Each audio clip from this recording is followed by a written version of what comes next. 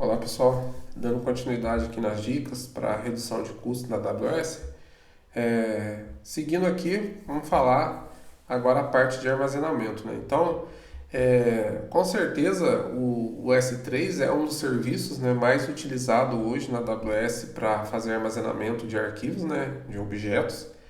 Então, naturalmente, é necessário ter um cuidado com ele ali com relação aos custos, né? Então, é um serviço que tem várias maneiras da gente trabalhar ali para ter um custo saudável e é importante entender, né, as questões de armazenamento no S3 para poder ter um custo saudável ali. Então, eu vou acessar o S3 aqui para a gente falar um pouco com relação ao que ficar atento no S3 para poder reduzir custo.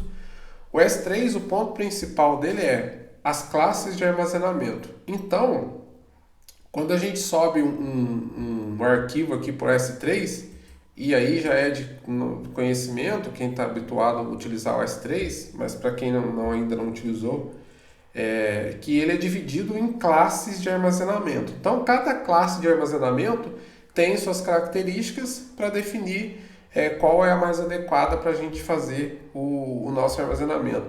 Quando a gente sobe um arquivo para o S3, a classe padrão, né, ou standard, é a classe onde o arquivo entra. Então, nessa classe é a que tem o custo mais elevado de armazenamento. Qual é o ponto? Quando eu acesso um objeto frequentemente, ou seja, ele é constantemente acessado, e eu preciso que a disponibilidade desse objeto seja rápida, a classe Standard é a mais recomendada ali para a gente fazer o armazenamento, né? Porque ela tem o maior custo para armazenar, mas ela disponibiliza o objeto imediatamente. E conforme vai reduzindo a minha frequência de acesso, existem outras classes de armazenamento onde a gente reduz o custo de armazenamento e algumas delas, o ponto é que eu tenho um tempo maior para recuperação desse arquivo. Então precisa ser bem analisado e compreendido o padrão de acesso de cada arquivo para que a gente consiga fazer isso. Então, por exemplo, se eu estou trabalhando com um arquivo de backup ou um arquivo relacionado a algum tipo de histórico, aonde eu preciso armazenar isso por um longo período de tempo e eu não tenho necessidade de acessar isso imediatamente,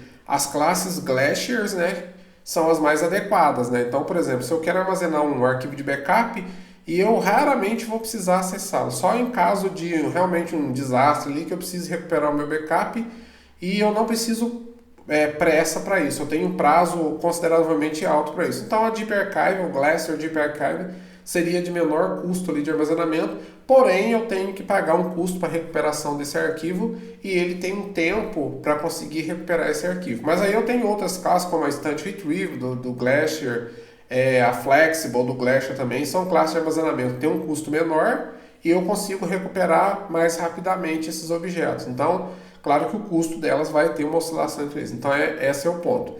E aqui como é que a gente cuida disso? E, por exemplo, eu posso ter também a situação que é bem comum, depois de armazenar o arquivo por um tempo, pode ser uma questão de conformidade, né? Alguns arquivos a gente armazena por 5 anos, 3 anos. Pode ser que depois de 3 anos, ou depois de 5 anos, ou do período que eu defini, eu não preciso mais desse arquivo. E se porventura eu não tiver um controle disso, for verificando isso periodicamente, pode ser que esses arquivos fiquem armazenados sem necessidade, gerando um custo mensal de armazenamento e esse arquivo poderiam estar sendo excluído. E se alguém que faz a verificação ou alguma aplicação esquecer de fazer, eu vou estar pagando isso de forma desnecessária. E como que a gente trabalha com isso? O S3 ele já oferece solução para isso. Então a gente tem aqui a chamada regras de ciclo de vida, ou para quem está usando em inglês o life cycle. O que é isso? Isso aqui permite com que a gente consiga fazer transição dos nossos objetos armazenados no S3 entre classes de armazenamento. E aqui a gente tem duas features do S3 que fazem isso. A gente tem a classe Intelligent Tier e tem a feature do ciclo de vida, que a gente está falando. Quando eu quero definir um tempo de vida que, se a gente pode dizer assim, para o nosso objeto, por exemplo, eu quero armazenar por um ano, depois de um ano eu quero que seja descartado de maneira automática. Então eu crio uma regra de ciclo de vida dizendo que após o período definido, de 12 meses no exemplo, esse arquivo seja permanentemente excluído e todas as suas versões, caso ele seja versionado. Então, a gente pode incluir essa regra e eu definir um bucket e um prefixo, né, que no caso seria uma espécie de diretório virtual dentro do meu bucket, né, para que tudo que está ali dentro ele seja excluído automaticamente depois de um determinado período. Isso é configurado. Então essa é a ideia do ciclo de vida. Ou, por exemplo, quando eu faço o upload de arquivos para o meu bucket S3, que ele entra ali na minha classe de armazenamento standard, que é a que tem o maior custo, eu posso dizer assim, não, esse arquivo ele não vai ser acessado, é só para fins de armazenamento mesmo, então depois, assim que ele entra eu quero mover ele para a classe, por exemplo, a Deep Archive. Eu também posso criar aqui uma regra de ciclo de vida que vai mover isso para lá e já vou, assim que ele chega, eu já passo para a classe que tem um custo menor de armazenamento. Então é uma regra que a gente pode definir. E quando eu não tenho uma visão clara da frequência de acesso de cada arquivo ou dos arquivos que eu tenho ali no meu bucket e o que isso pode levar a um custo, eu posso utilizar a conhecida classe IntelligentIR, que ela vai monitorar o meu padrão de acesso de cada arquivo e conforme o tempo de acesso que cada arquivo vai ter durante um determinado período, existe uma tabela com isso, por exemplo, se um arquivo ficar parado na classe standard por 30 dias sem nenhum acesso, o IntelligentIR, se ele estiver habilitado, ele vai mover esse arquivo para a próxima classe, que é a de Frequent Access, que tem um custo menor. E assim ele vai movendo dentre períodos para as próximas classes que tem um custo menor. E caso esse objeto seja acessado, ele volta automaticamente para a classe standard, para que seja acessado mais rapidamente. Claro, para utilizar o IntelligentIR, isso tem um custo, né? Ele é cobrado, um pequeno custo para mover esse objeto, que cabe uma análise. Objetos menores de 128 KB, a classe IntelligentIR não monitora, porque a própria AWS já orienta que o custo do monitoramento pela IntelligentIR, de mover o objeto entre classes, é maior do que o custo de armazenamento desse pequeno arquivo na própria classe standard. Então faz sentido se atentar para isso. E entender realmente se faz sentido eu deixar ela mover esses arquivos. Então, são dicas aqui para a gente trabalhar com isso. Outro ponto é com relação à versão dos arquivos, né? O S3, a gente pode habilitar o versionamento do arquivo.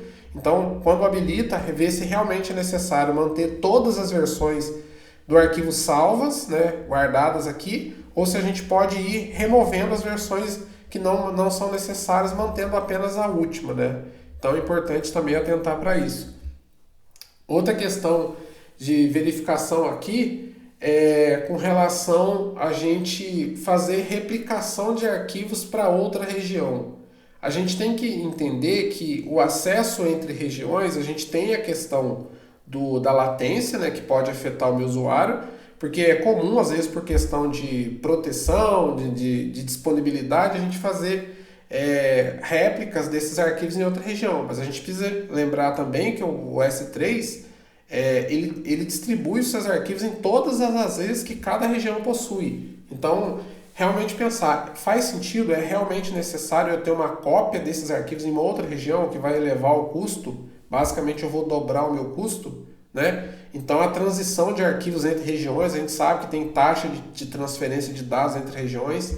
Importante levar em consideração isso. E também pensar em qual região eu vou usar, porque tem um custo também, existem diferença de preço entre regiões, né, devido que algumas estão em países diferentes. Então a questão do S3, eu acho que esses são alguns pontos que vale ter atenção para poder levar em consideração as questões para a questão do custo. E eu acho que a classe de armazenamento é a mais importante, definir ali qual classe de armazenamento é a mais adequada para atender o seu objetivo ali, né? A sua necessidade de negócio. Então, pessoal, para o S3 era isso. Eu vou encerrar esse vídeo aqui e na próxima parte a gente vai falar de alguns outros serviços também que são importantes. Então, espero que tenham gostado. Até a próxima.